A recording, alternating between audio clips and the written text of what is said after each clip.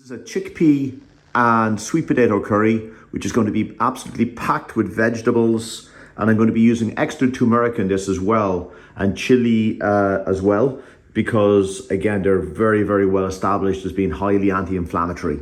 And it's a good thing to start bringing it in. In fact, we kind of tend to look towards the Mediterranean a lot for anti-inflammatory foods, but we should also really be looking east towards India, who have some incredible foods, great flavor combinations that are highly anti-inflammatory and great for the management, for a diet that assists with the management of arthritis. So what we're going to need for this one today is 230 grams of chickpeas. These were canned and I've just drained off the juice.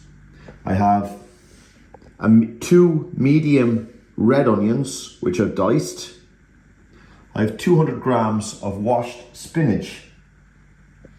I have about 150 grams of celery, just chopped roughly. I have a full courgette, which is just chopped into chunks. I have a red pepper, which again is just chopped into chunks. And I have a sweet potato, again chopped into chunks. I have about half an aubergine, again chopped into chunks, same size as all the other veg.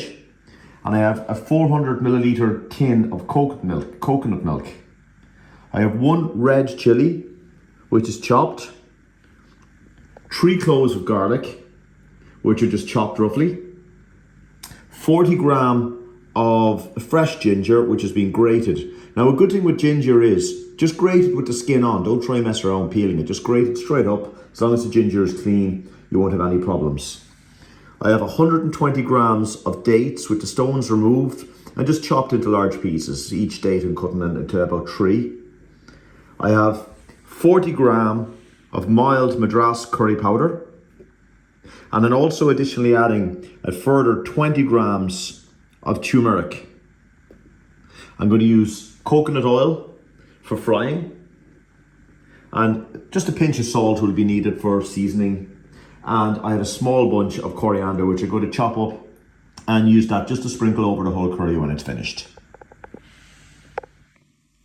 And there we have it, the ingredients. Now, you can vary around your vegetables and so on. Things like cabbages and things like that don't work so well, but any things like courgettes and peppers, onions, those kind of nice hard veg work very, very well with this. This is all about the vegetables. So to cook this curry, first of all, now I know I'm using a lot of vegetables in this. You could cut it down and just use even just the sweet potatoes, the chickpeas, and maybe the spinach. But anyhow, to start, I'm going to put about a teaspoon of coconut oil into the pan. Again, this saturated oil is the only saturated oil that is actually good for inflammation. And avoid the seed oils like the sunflowers and the rapeseed oils, because again, high levels of omega-6, which is pro-inflammatory. So stay with your olive oil, not such a good choice, but of all of the oils for cooking, a coconut oil I personally find is the best. So into that, I'm going to add the onions. I'll just stir those in and let them cook away for a few seconds. You don't have to use red onions, you could use shallots or just normal onions. I just kind of like the red onions to get a little bit extra colour as well and sweetness.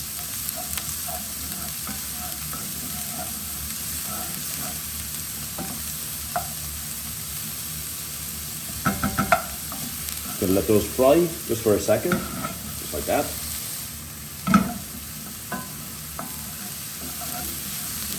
And when they've softened just a little bit,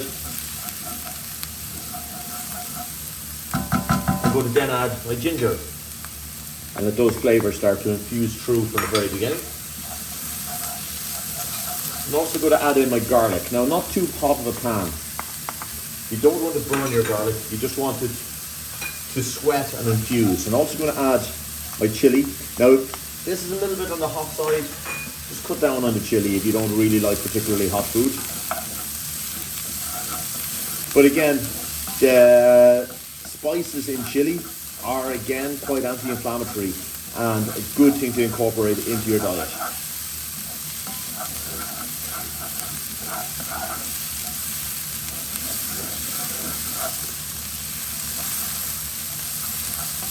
And also it's very, very advisable to have a good, well-kept non-stick pan.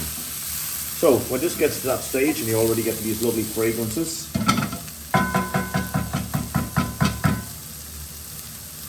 I'm going to add next my curry powder. Because I do want to cook the spices and allow them to infuse nicely. I'm also going to add my turmeric here at this stage. Now I have added extra because, and it's going to give a lovely bright yellow curry. But more importantly, it's going to add to the anti-inflammatory properties of this dish. Now if your pan is a little bit dry, you can just see it all coming together there a little bit. Now at this stage, I'm just going to add about a cup of water.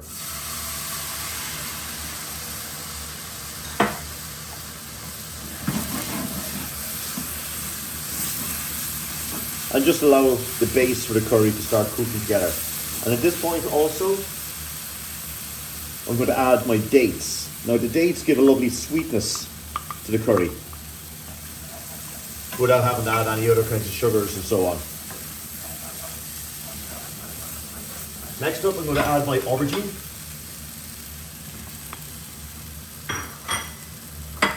And my sweet potato. As you can see, if your pan is a little bit dry, just add another cup of water. Water is that secret ingredient that allows you to extract flavor from things in a very, very easy manner.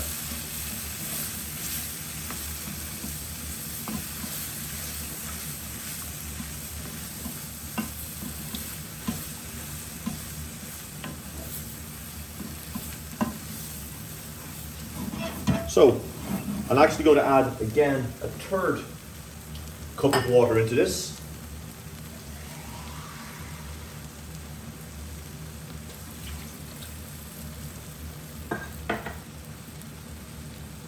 And I'm going to allow that, just keeping a close eye on it as it's cooking, just to let these ingredients soften up a little bit. This will take, maybe let it simmer for about 10 minutes, keeping an eye that it doesn't start to stick. Curries can be a bit nasty for that. And as you can see, the consistency, it's quite wet, I have it at the moment, but that'll reduce down, and just allowing that to happen just so that it can cook through these slightly slower to cook vegetables.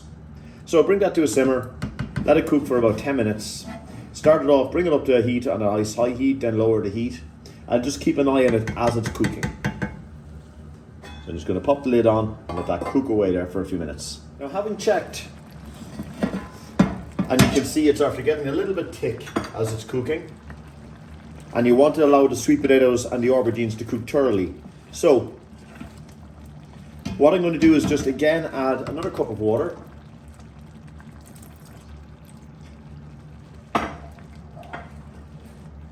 Lighten up the whole sauce, and again allow it to come back to a simmer, and just keep cooking until you can feel that in particular the sweet potatoes become a bit more tender. As you can see, it's this kind of consistency now, so quite a wet consistency, but I just let that cook at a nice even heat. There's nothing really to go wrong here until those vegetables are nice and tender. Now, having cooked for about 10 minutes, the sweet potatoes are just starting to become tender, and so are the aubergines. So now at this point, I'm going to add in my celery, my courgette,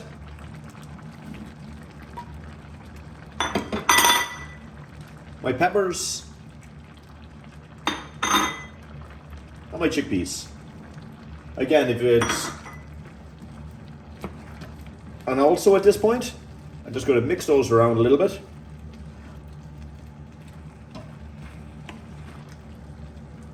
I'll add in my coconut milk.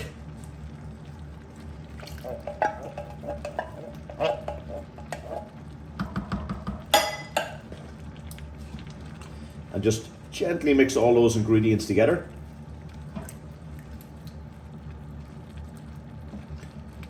Now the flavours from the curry sauce, because we've given that nice cooking beforehand, are going to infuse very, very well through this. So you're not going to have any of that kind of, sometimes you get out of curry kind of a powdery taste or something.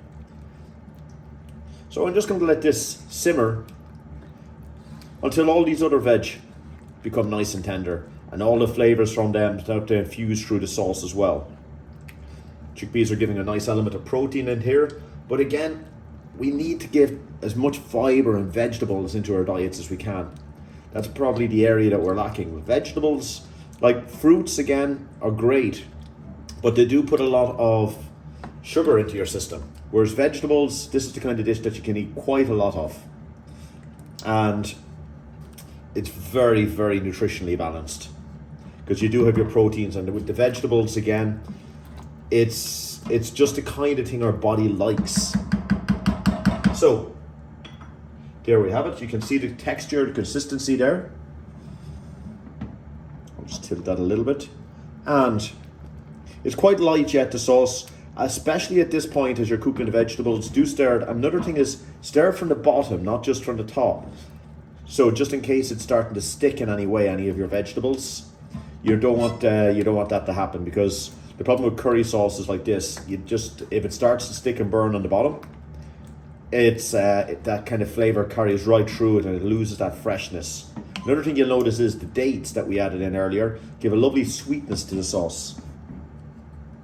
So I'm just going to cover that up, bring it to a low simmer, and wait till those vegetables tenderise. When this comes up to a nice simmer,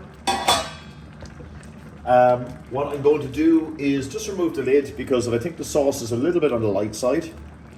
The easiest way to allow that, as the vegetables are cooking still at the very early stages, is just to simply take the lid off and let it reduce naturally. Just evaporation will take care of that.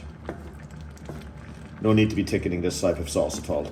It's perfectly fine like this, with a nice saucy kind of texture. But I am going to leave the lid on and just let it simmer on a gentle heat, keeping an eye on it, and again, as I said, stirring continuously, in particular from the bottom, until all of the vegetables just become not mushy but just tender, with a little bit of bite in them. I haven't waited about 10 minutes and all those vegetables are just nicely cooked.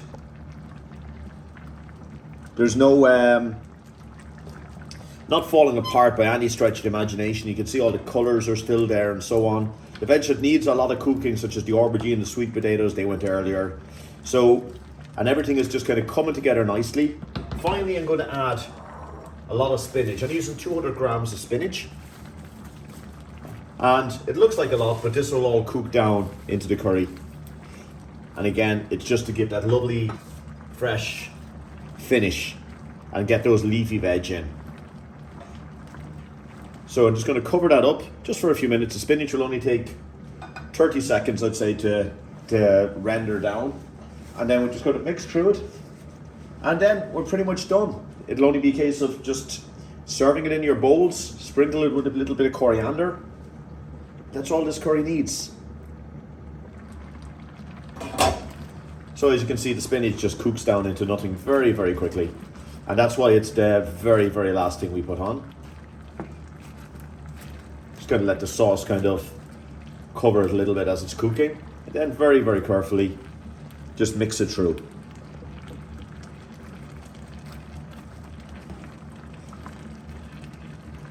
And as I said, this is all about vegetables and flavour. Now at the very end, just have a little taste, and if you think it needs a pinch of salt, just pop it in. There's lots of flavour with the curries and so on already anyway, so it doesn't tend to need a lot of seasoning. But it will just allow it to pop a little bit as well. You know, there's other ways to season than salts, and when you're using a lot of spices in that, they can act as a very, very good substitute. But a little sprinkling of salt just won't do you any harm either. So there we are. As you can see, that spinach is just cooked after blending in with the curry. And that is the dish finished. Just needs to be plated up, sprinkled with a little bit of coriander, and that's all that's needed. our vegetable chickpea sweet potato curry.